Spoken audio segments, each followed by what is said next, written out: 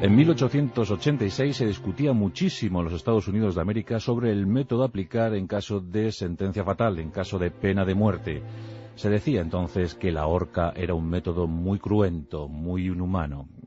Claro, todo esto suena raro, ¿verdad?, si pensamos en acabar con la vida de un semejante. Bien, pero eso es lo que se estaba discutiendo en ese año, 1886. ¿Qué sustituto podemos encontrar para la horca?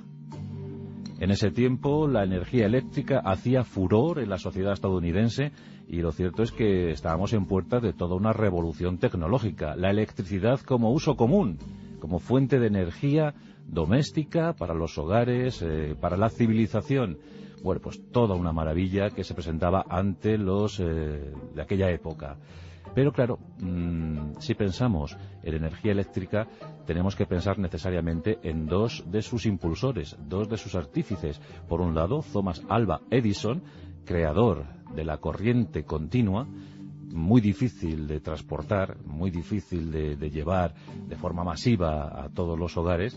Y por otro, Nikola Tesla, el autor, el creador de la corriente alterna. Esta sí, mucho más eficiente a la hora de ser transportada de forma masiva. Bien, pues el enfrentamiento entre estos dos grandes pasó a la historia como la Guerra de las Corrientes. En 1888, el gobierno norteamericano pues tenía un fuerte discurso, un fuerte debate sobre qué tipo de energía utilizar para aplicarla en la silla eléctrica, el gran invento del momento, el llamado a ser gran sustituto de la horca. La silla eléctrica era un invento de Harold P. Brown, un ayudante, un empleado de Edison. Erróneamente se ha pensado que Edison fue el inventor de la silla eléctrica y esto no es así. Fue su empleado, Brown, quien utilizó esta silla eléctrica por primera vez precisamente con energía alterna. La energía creada por Tesla, otro antiguo empleado de Edison. Y esto generó mucha polémica, y veréis por qué.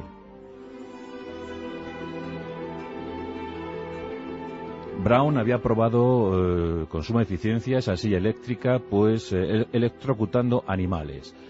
Famosas son esas imágenes, esas fotos donde pues se aplicaba corriente eléctrica a pollos, animales, incluso a un elefante de circo. El pobre fue una de las primeras víctimas de la silla eléctrica. Pues sí, un elefante, pollos, perros, gatos, todo esto. Y además surgió porque alguien vio cómo un humano se acercaba a uno de los primeros generadores eléctricos y allí caía fulminado y sin apenas haber representado dolor alguno.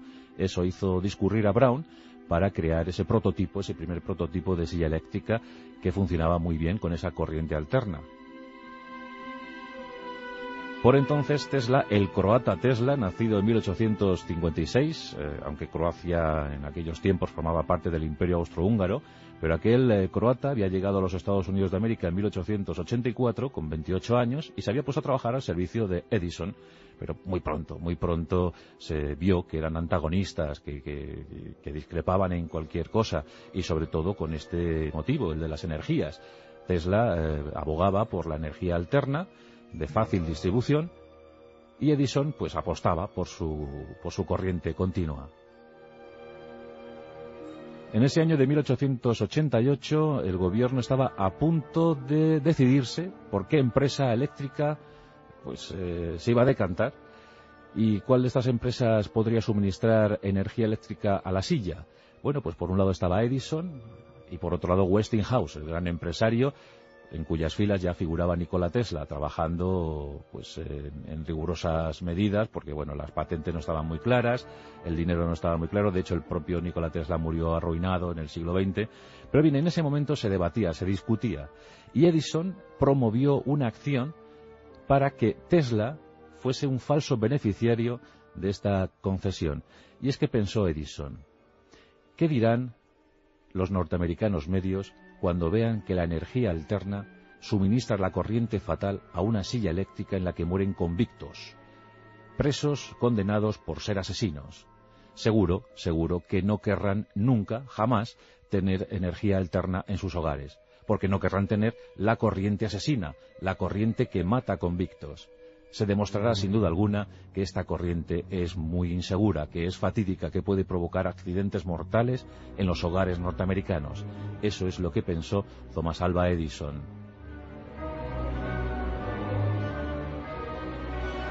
En efecto, el gobierno estadounidense se decantó por la energía alterna. Y en la década de los 90 del siglo XIX, muchos presos, muchos condenados a muerte, fueron desfilando por esas sillas fatídicas. Por cierto, Estados Unidos fue casi el único país que utilizó esta pena capital. Únicamente Filipinas también llevó a los reos condenados a muerte a la silla eléctrica durante algún tiempo, pero poco. Fue Estados Unidos el país que mantuvo la silla eléctrica como pena fatal durante más tiempo. Incluso hoy podría morir alguien en la silla eléctrica. Nos acordamos de psicópatas célebres como Ted Bundy, quien murió en la silla eléctrica.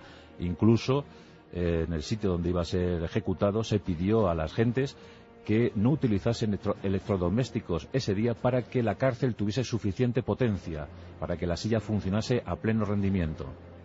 Hay algún dato macabro, por ejemplo, en 1929 se dio la circunstancia de que 7 personas, 7 condenados a muerte, desfilaron uno tras otro hacia la silla eléctrica. Fue el día en el que más gente se ejecutó en este método tan tremendo. 7 personas murieron ese día esperando riguroso turno. Como es obvio, la elección de la energía alterna para dar electricidad a la silla no supuso el más mínimo inconveniente, y el método de Nikola Tesla fue el más usado desde entonces, el más extendido, porque era más barato, era mucho más fácil transportarlo allá donde se precisase. Un generador de energía alterna, la primera central hidroeléctrica del país, se colocó en las cataratas del Niágara y fue motivo de alegría para Nikola Tesla, que, como ya digo, murió arruinado, no pudo jamás beneficiarse ampliamente de sus inventos. Todo esto de la silla eléctrica al final supuso un enorme cortocircuito para Thomas Alva Edison, el polémico Edison. Tanto Edison como Tesla murieron octogenarios. El primero en 1931, a los 84 años de edad, el segundo con 87 en 1943, en plena Segunda Guerra Mundial. Pero es muy curioso que en ese año 1888 se produjo esta guerra, la guerra de las corrientes, corriente alterna, corriente continua. Fue, desde luego, un agrio discurso muy electrizante, y un versus entre dos seres, dos personajes difíciles, antagonistas, enemigos íntimos, Edison y Tesla.